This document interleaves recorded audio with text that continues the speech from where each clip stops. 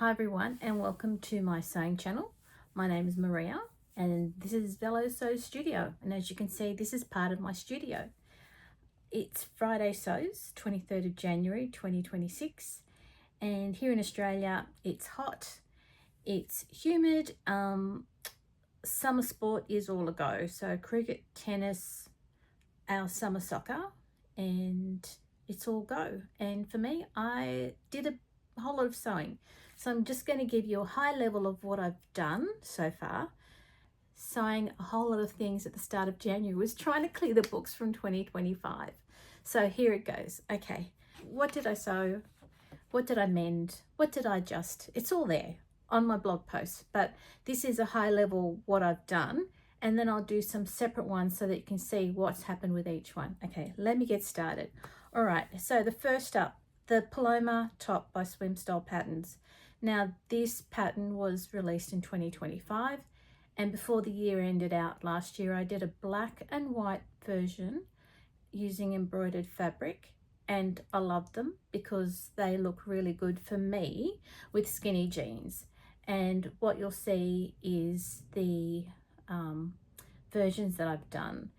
Then I decided this year, so I've got like I got myself some fabric which is the background color of this fabric here, and it's a cotton voile, and you'll see this.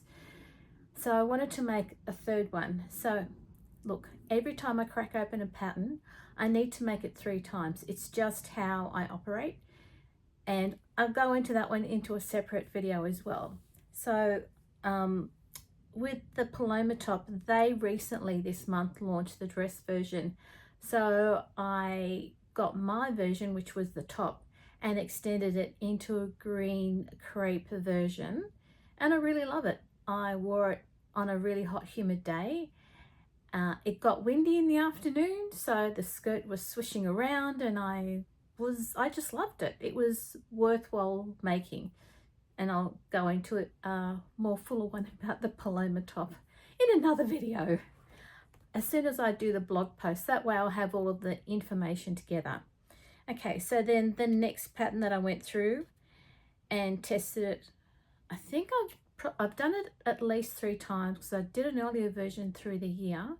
So the 2 that you're going to see now is the red denim version as well as the floral version that I made using the vintage bouquet textile from Julia Alice and Co.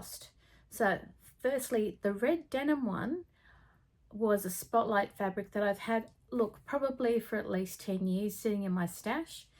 And what I like about a McCalls 8149 is it's got the front zipper like jeans, it's got the front pockets like jeans, it's got the jeans button at the front, it has the yoke at the back, and you can put the pockets, the back pockets on the back as well like jeans, and it's got the belt loops.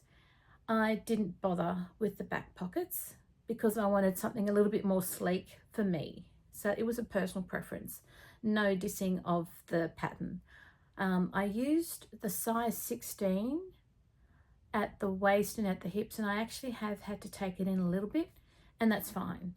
No top stitching other than on the pockets, the front pockets, only because if I need to resize it down or up, I don't need to undo the top stitching.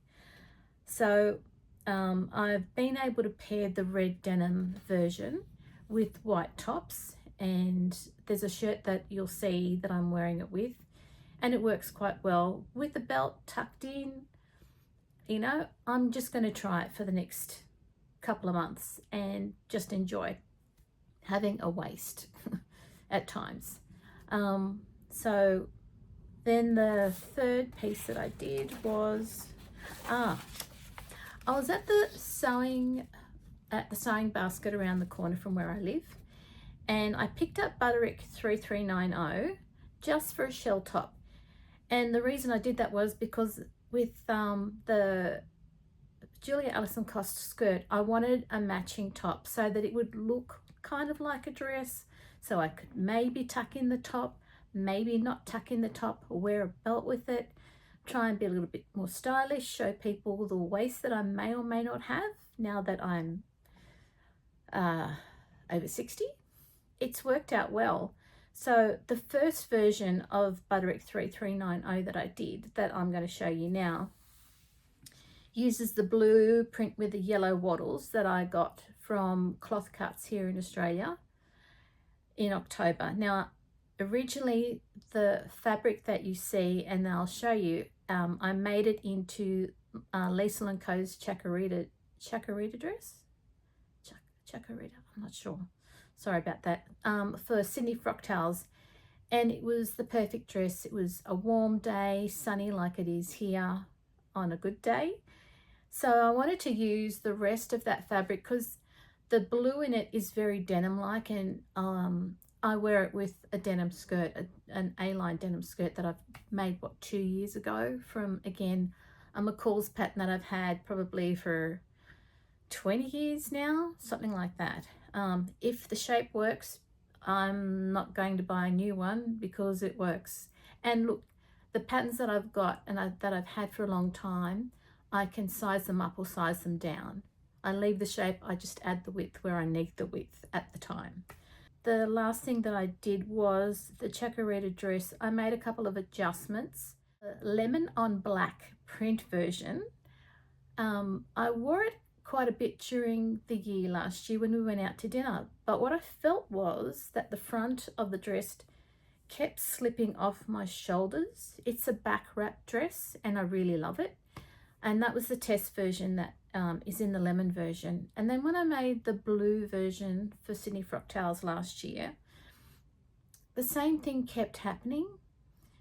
I mean, you can tighten the dress when you're wrapping it, but it seemed that the length at the front was too long, and so I've adjusted both of them. I've taken 3 centimeters off the center front on the bodice, not on the skirt, and they both sit fine, and I'll do a more fuller version of that adjustment because it's only a small adjustment. I made the dress as a toile, and the yellow lemon version was the test version for Leisl. Was it last year or the year before? Something like that. And I'm actually quite happy with that. I used My Mimiquins, which is a digital version of my body shape with all of the lumps and bumps that are on my body, so I can make sure that whatever I sew is sized correctly. And that's it for sewing, my sewing frenzy for January, but I'll go into each of those patterns in full detail once I've done the blog post on my blog. So life itself, some of the January wins that I've had is this week, seeing as that's Friday Sews, I recorded 5 podcasts for Organised Style podcast, and I was really lucky that all 5 people turned up and they gave their time so that I can gradually edit and publish those podcasts for you to watch and to listen. So I'm really pleased with that.